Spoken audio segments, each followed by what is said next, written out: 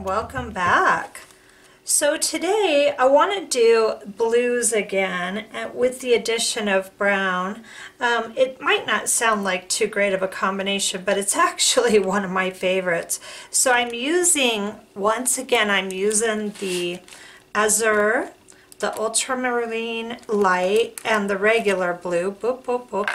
And then I mixed some burnt sienna and burnt umber on my palette here of these two. So I may go ahead and be adding some more brown. I may add some raw sienna. I may lighten it up. We'll just see how it goes. And then of course I want to use my gold again from my Modern Masters metallic kit. I get that at Hobby Lobby. And then my Sonic kit, of course, I got that online on eBay. So I'll play some music and let's get started.